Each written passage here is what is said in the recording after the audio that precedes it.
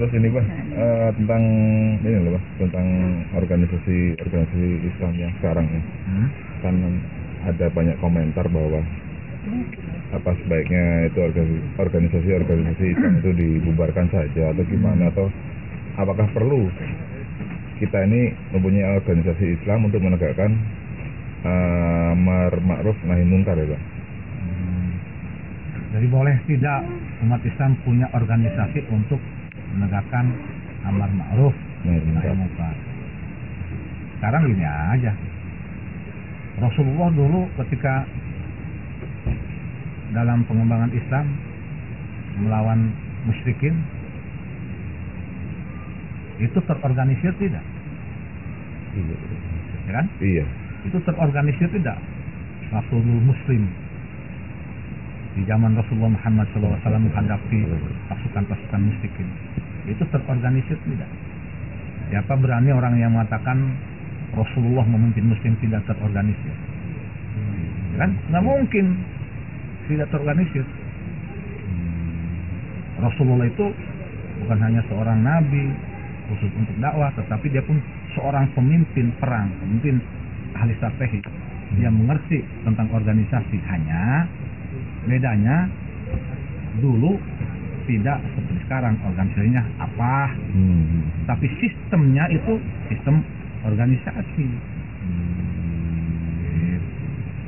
Dan pernah tidak Rasulullah mengatakan dalam satu hadis, kebatilan yang terorganisir akan mengalahkan kebenaran yang tidak terorganisir. Itu aja, nggak apa-apa, nggak susah-susah.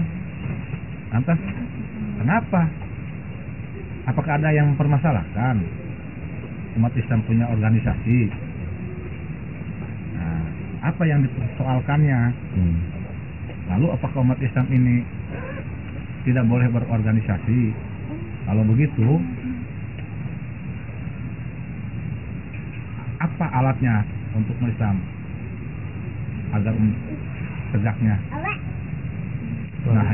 amar ma'ruf nahi munkar? Tuh, nggak sulit, tinggal kesana aja gitu kan.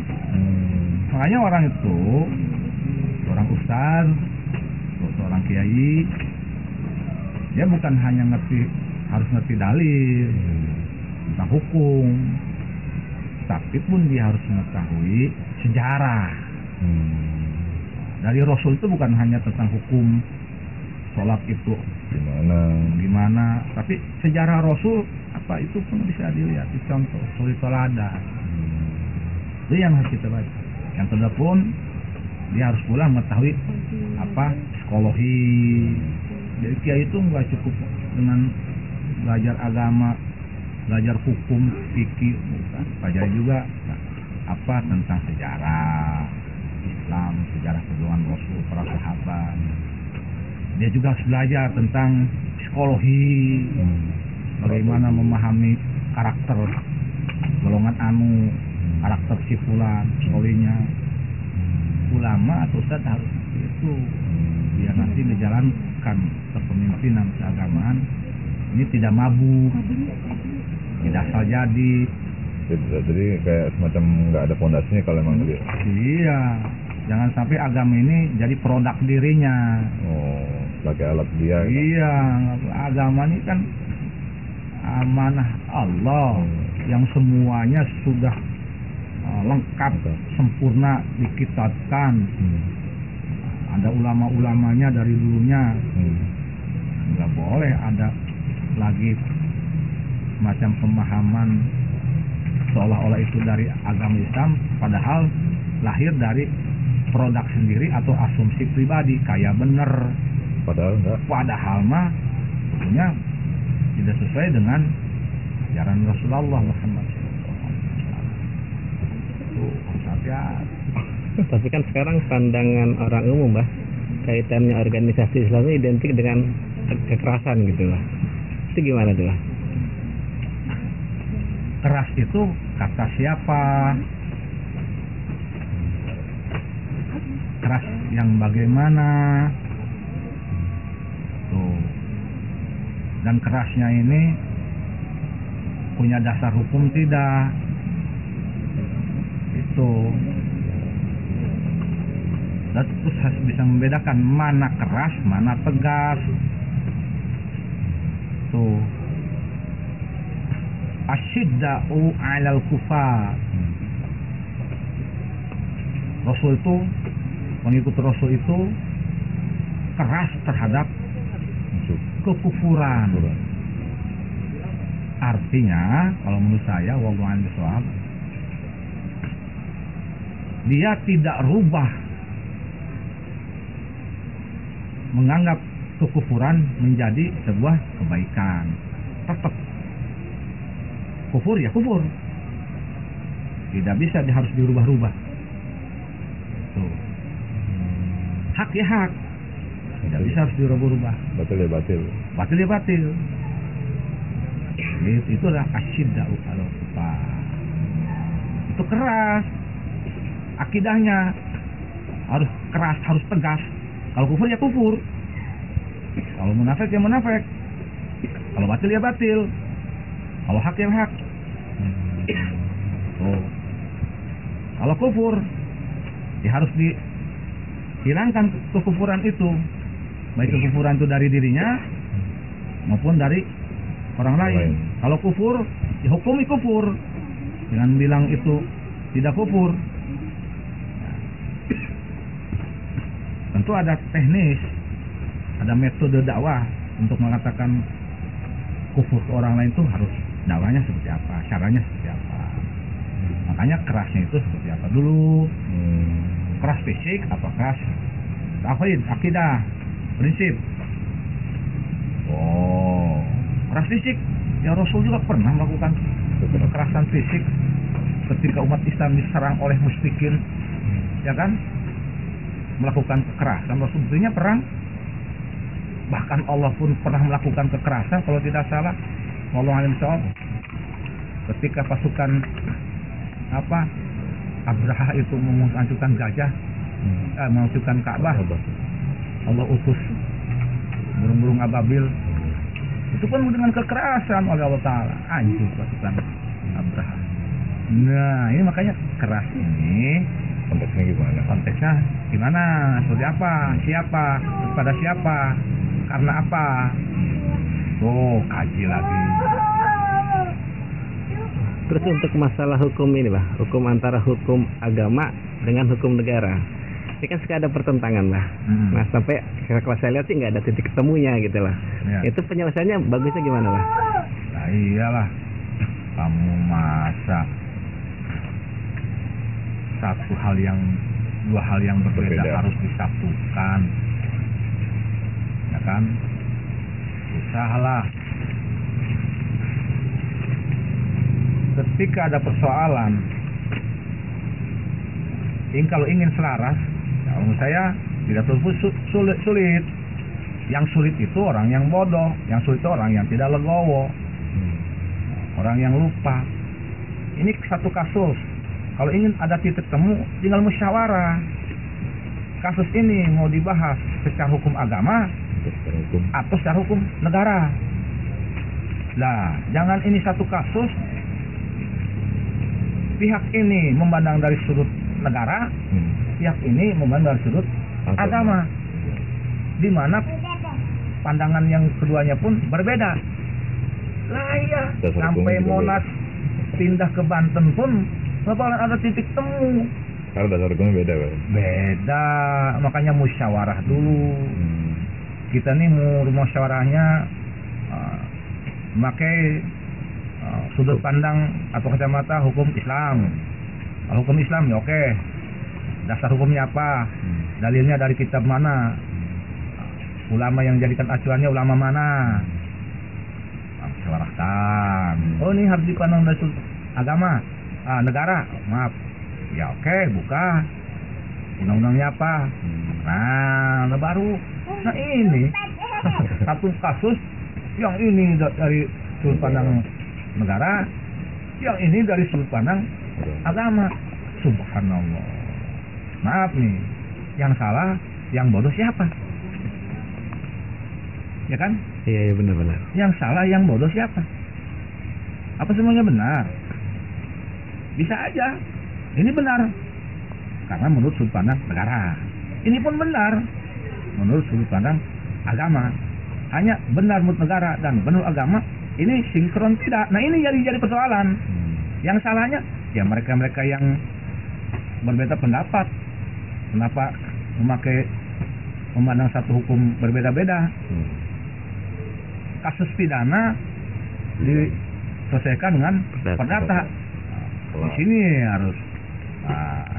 Jadi kitanya yang harus ngerti. Jangan hanya pinter debat aja. Ada etika sebelum debat. Pun ada aturan bagi orang yang ingin musyawarah sebelum bermusyawarah. Pakai dulu ilmunya. Ilmu debat gimana, etika debat gimana, sebelum debat harus bagaimana, ketika debat harus bagaimana. Bukan debat ya. Musyawarah ya. Kalau debat bahasanya terlalu keras, kasar. Ya kan? Sebelum adu argumentasi ini harus seperti apa? Ketika argumentasi harus seperti apa? Sesudah argumentasi. Nah, itu dulu punya dulu buat kita. Ilmunya, etikanya, kesiapan moralnya. Nah, itu jangan ini ilmu untuk argumentasi belum punya. Ya kan? Moral dan etika untuk argumentasi belum punya. Langsung aja masuk ke ruang argumentasi. Gear. Waduh, masya Allah, subhanallah karim, acak-acakan, subhanallah. Mudah-mudahan nggak terjadi di Banten seperti itu. Amin. Konflik nanti, bukan lagi ulang musyawarah itu. Itu sudah kita punyai. Ya kan? Ya betul. Makanya saya tanya yang bodoh siapa kalau melakukan itu, yang benar siapa? Yang benar siapa? Yang batil siapa? Tentang benar juga belum tentu semua tahu, tentang batil juga belum tentu semua tahu. Itu harus kita kaji lagi. Jadilah orang-orang yang bijaksana dan alim. Tuh, paham kan? Paham.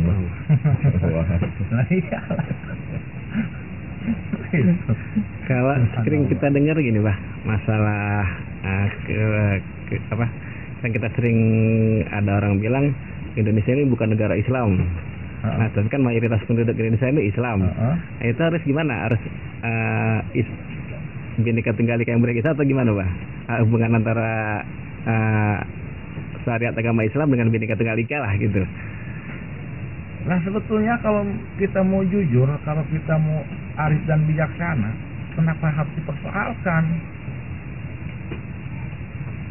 bahwa antara, menurut saya, mohon maaf nih, wallahu a'lam bishawab, Bhinneka Tunggal Ika Pancasila kalau menurut saya tidak ada yang bertentangan dengan agama Islam. Pancasilanya nih ya nggak ada yang bertentangan. Bhinneka Tunggal Ika itu pun nggak ada yang bertentangan dengan Islam. Nah, siapa bilang Indonesia ini bukan satu negara yang di sana ada aturan-aturan yang sesuai dengan agama Islam? Nggak ada. Ada. Oke, kita memang harus menerima Indonesia ini bukan negara Islam, betul. Tetapi jangan berarti dikatakan karena negara Indonesia bukan negara Islam kemudian negara ini tidak ada satupun aturan atau undang-undang yang tidak berbau Islam. Salah juga. Ini harus kita bijaksana. Jadi yang mana dulu? Lihat dulu.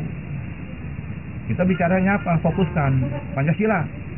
Pancasila ini bertentangan dengan agama? Enggak. Karena penggali Pancasila menurut sejarah siapa coba? Emangnya Ronaldo? Ya kan? Emangnya Maradona? Jadi situ kan ada ulama-ulama. Ya kan? Soekarno dulu kalau konon katanya kalau mau membuat satu apa kan kita musyawarah dengan ulama Banten, ulama Jawa, kan begitu. Waktu menggagas Pancasila. Nah, difokuskan dulu. Apa dulu nih? Kalau Pancasila jangan ada bertentangan. Kira-kira apanya kira-kira? Kalau sekarang kan yang ramai masalah perkawinan. Lah iya. Nah ini kalau masalah kepemimpinan. Saya mau nanya masalah pernikahan. Lah yang mau nikahnya siapa? Umpamanya gini. Yang mau nikahnya Islam dengan Islam. masa diatur oleh non muslim? Nah sekarang pertanyaan lagi, yang mau nikahnya umpamanya nih contohnya ya, orang Islam mau nikah dengan non muslim, nanti aturannya harus pakai apa? Yang mau dipakai? Yang mana mau dipakai? Apakah negara punya aturan untuk menikahkan yang beda agama? Oh, nah, jadi rancu kalau menurut saya. Jadi saya kurang setuju kalau ada pernikahan beda agama. Banyak sisi yang harus dibahas, ya. Yang dipikirkan, harus ditinjau. Itu. Kalau dalam hal kepemimpinan gimana tuh, Pak? Gimana tuh? Dalam hal kepemimpinan pemilihan kepala daerah, kan ada juga sebagian dari di beberapa daerah atau ada beberapa organisasi yang ngotot dengan pendapat mereka. Tapi berdasarkan aturan negara nggak bisa gitu loh.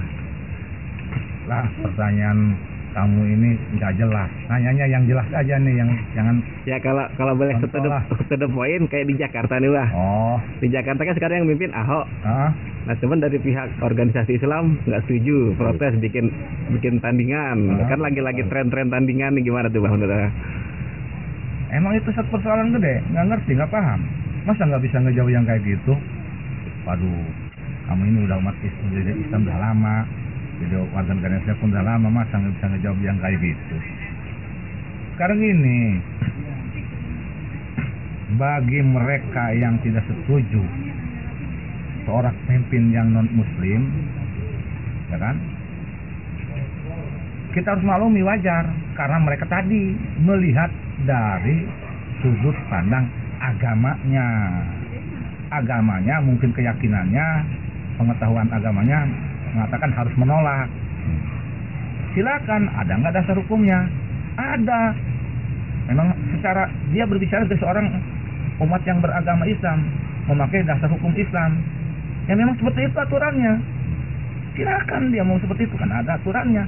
Dan ini satu pihak yang mengatakan dia harus boleh jadi memimpin walaupun non Muslim. Kenapa? Dari sudut pandang hukum negara, konstitusi. Ya silakan. Yang penting kita jangan bingung oleh dua persoalan tersebut. Kita pakai kita sendiri lah. Iya, hormati. Mereka agamanya Islam. Dalam Islam aturannya jangan kamu mengangkat atau dipimpin oleh non Muslim. Hormati kebebasan beragama, beribadah di negara Indonesia. Wajar, agamanya Islam kok. Dia berarti dia melihat dari sisi agama. Wajar. Nah, yang penting ketika penolakan tersebut tidak ada perbuatan yang merusak, merugikan orang lain. Itu kan kebebasan berpendapat, kebebasan beragama, berkeyakinan sesuai dengan Pancasila, dijamin oleh Pancasila. Orang Islam dan beragama apapun silakan melaksanakan ajaran agamanya. Nah ini ya wajar, katanya non Muslim ya boleh sesuai dengan konstitusi, ya wajar dari sudut pandang negara. Itu nggak ada yang susah, yang penting kitanya santai. Ini dari sudut pandang agama, ini dari sudut pandang negara. Hanya bagaimana harus menyatukan atau mencari kesepakatan di antara dua perbedaan. Nah ini harus bijaksana semuanya. Kita bijaksana, pelaku negara bijaksana, masyarakat bijaksana. Cari titik temu. Itu yang penting, Mas. Kalau nggak bakal bisa nyatu, memang sudah tadinya juga beda kok. Hanya orang yang bijak itu yaitu tidak memaksakan beda itu harus satu, orang bijak itu, tapi memahami, menyikapi sebuah perbedaan menjadi hal yang tidak memudorotkan. Nah ini yang hebat, ini solusi. Bahasa kasarnya bagaimana bisa hidup dalam sebuah perbedaan. Itu yang harus kita miliki. Kalau mau disatukan maksudnya nggak bakalan sama, memang beda. Ini dari sudut pandang agama, akidah, ini dari sudut pandang negara. Ya, masing-masing punya dasar hukum. Ini dasar hukumnya dasar negara kuat, ini agama lebih kuat lagi, lebih utama. Udah jelas beda, mau disatuin, mau dipaksa-paksa. Ikan tongkol harus dikatakan teri, harus disatukan dengan teri, nggak bakalan ngumpul. Udah jelas ini air dengan minyak, dipaksa-paksain juga nggak bakalan bisa.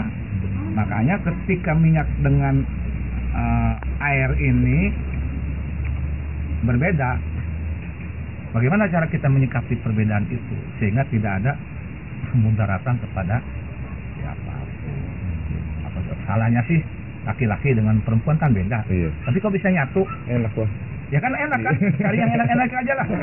Udah dalam rumah tangga kan beda kan, jenis kelamin perempuan beda dengan laki-laki. Beda udah pasti beda kan.